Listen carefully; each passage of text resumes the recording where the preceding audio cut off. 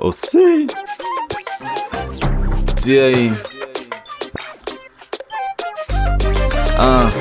Maxen maskat kana mauro ndokuchingamhidzai pa Nhepfenyuro. Ini msiradzi zvekare rangova vhiki retaridza nekupfuura uru. Takazviona rokwe rimwe harikombi churu. Vakati chuma takatandara sisifeli surprise vachisunza masambara. Pari kuchekwa herapo chekewo kana munocheka varume nzansiyewo. Ndiri mucheki varume taintindewo asi handingazocheki varume taimuzivewo.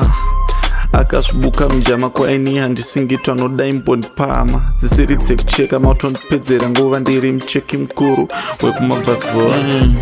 Zvevanhu izvi zvoda une pfuti apa kure kure yakabuda futi.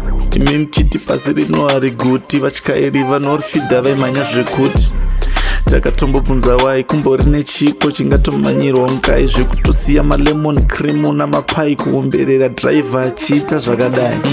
Tine shungu mumwoyo bundu nemadrugs aya tikwadzira vana machindani nezumbungomo bundu vavhura rehab yekurapisa vana vachimhanya pashambwa vasina mapepa vemutemo vakazviona vakati mimi munonyepa. Langosi akafaura kuti iye sazvinetsa vakatora namwe wose vakazadzwa kuchipadzi.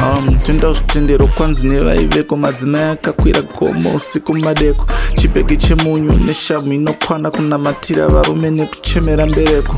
Shuwa satana arikufura dhafu kosi pasango apa satana akapabinwa rafu. Vakatanga nemusana vachinonobata tsafu vamwe kupopota kusvipa nekudira mavhu. Kumanekaland vaitove nehasha anoroti daikoro vaitsenga marasha kugovana dzvuku tesvara nemukwasha maavengers pamutare shuwa marange neshasha.